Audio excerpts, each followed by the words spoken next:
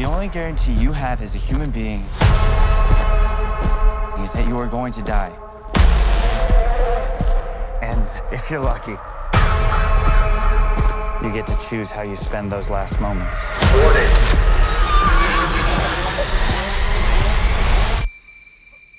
Walk until there's only one of you left. The Long Walk. The movie begins with Ray staring at the notification on his screen, heart pounding. He's been selected for the Long Walk, a brutal competition where 50 young men walk until only one remains standing. For most, it's a death sentence. For Ray, it's his only chance. His hands tremble as he reads the congratulatory message, knowing what awaits him: a competition designed to turn boys into corpses for the entertainment of a broken nation. The morning of the event, Ray's mother drives him to the starting point. News about the war that split the nation into two plays on the radio until she turns it off, unable to bear it. Her husband died years ago in this same competition. With tears in her eyes, she begs Ray to change his mind. "Please don't do this. I can't lose you too," she whispers, her voice breaking. He refuses, kisses her goodbye, and joins the other contestants. The weight of her grief follows him as he walks away. At the check-in, Ray meets Pete, a friendly guy with a distinctive scar running down the side of his face. They exchange greetings while soldiers inspect their belongings with military precision, removing anything that might give an advantage. Other walkers begin to stand out. Quiet Stebbins, who observes everything but says little. Friendly Baker with his easy smile. Nervous young Curly, who can't stop fidgeting. Tough-talking Hank, who boasts about his strategy. And the unsettling Barkovich, whose eyes radiate hostility and something darker. The Major, commander of the event, arrives to address them. His uniform is immaculate, medals gleaming in the morning sun. With cold precision, he explains that the Long Walk was created to combat the financial crisis following the war. According to him, the nation's true illness is laziness, and this competition restores discipline. Every year after the walk, productivity increases. "Your sacrifice makes this country great again," he declares with practiced conviction. The rules are simple. Walk at least 5 kilometers per hour without stopping. Fall below that speed, earn a warning. 3 warnings, and you're eliminated. Permanently.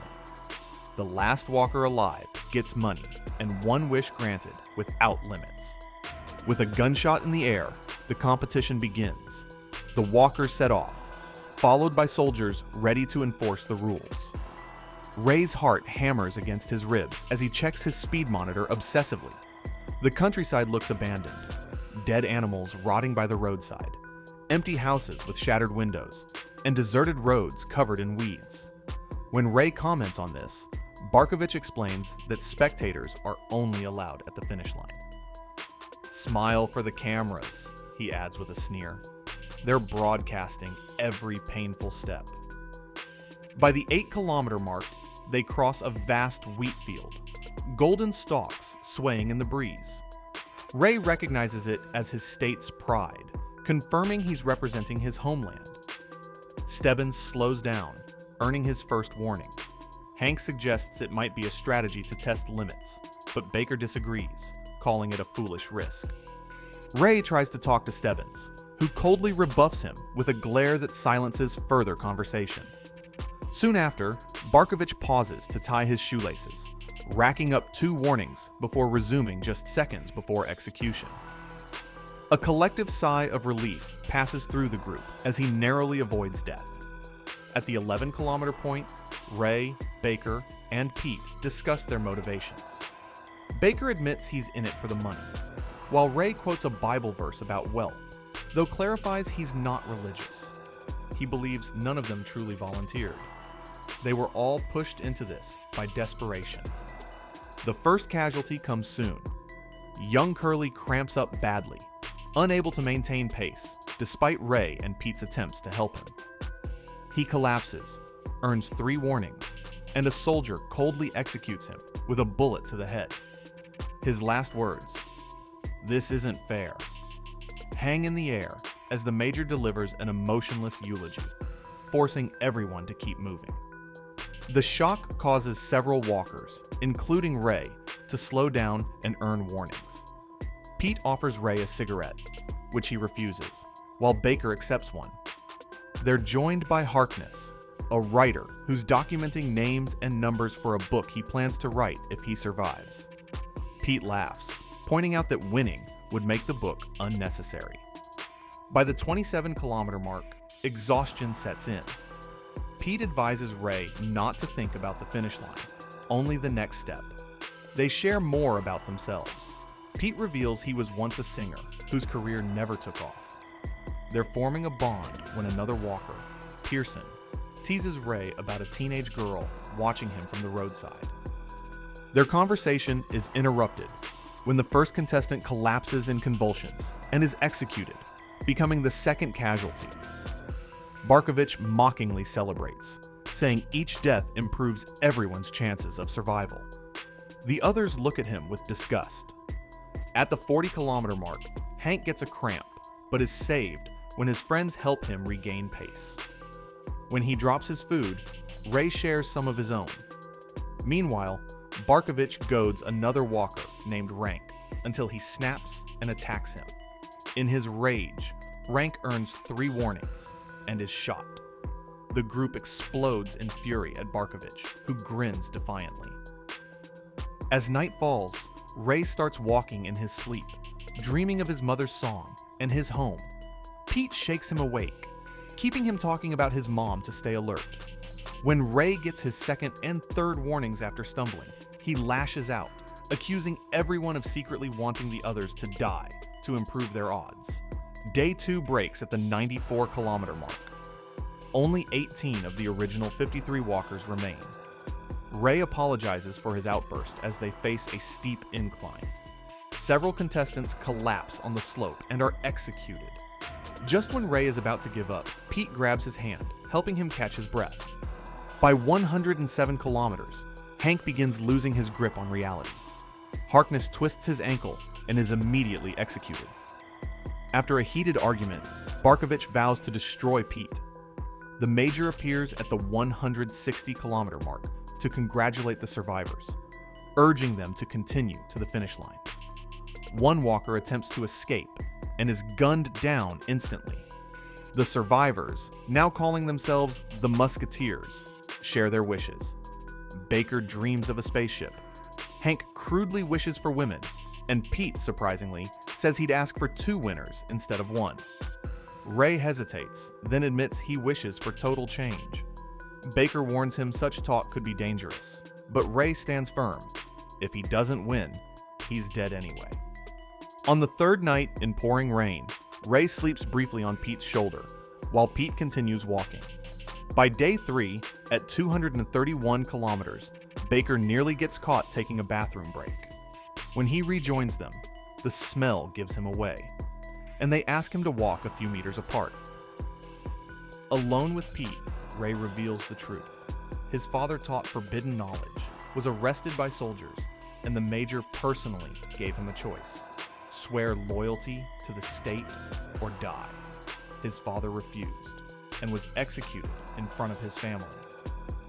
Ray entered the competition to win and kill the Major, avenging his father. Pete cautions that taking a life isn't simple, and warns that revenge alone is a hollow wish.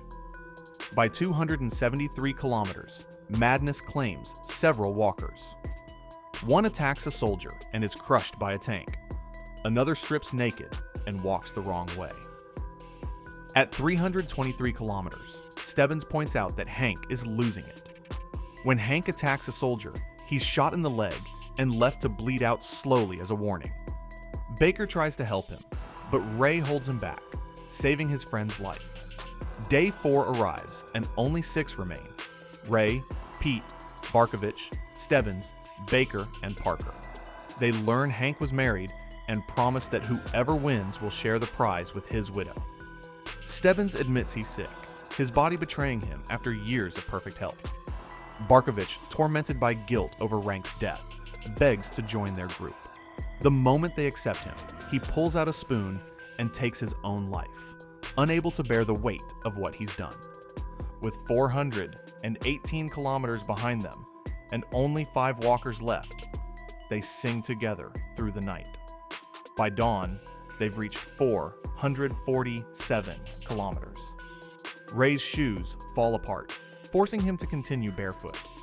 As they enter a city, he spots his mother in the crowd. Overwhelmed, he tries to run to her, but Pete grabs him just in time, saving him from execution. Pete shares his own story. His parents died in the war when he was a child. The scar on his face came from a knife fight, after which he promised himself to always choose light over darkness. He dreams of using the prize money to help orphan children. On day 5, Stebbins becomes gravely ill and warns against helping each other. Parker snaps, shoots a soldier, and takes his own life. That night, Baker's condition worsens beyond saving. Breaking their agreement, Ray and Pete try to hold him up, but Baker begs to be released. He gives them a small cross for his grandmother, then steps away and accepts his execution. At 524 kilometers, with the finish line in sight, the Major declares only one will win. Ray hurls insults at him, while Pete asks what would happen if all 3 stopped at once. Stebbins, fading fast, reveals the shocking truth. The Major is his father.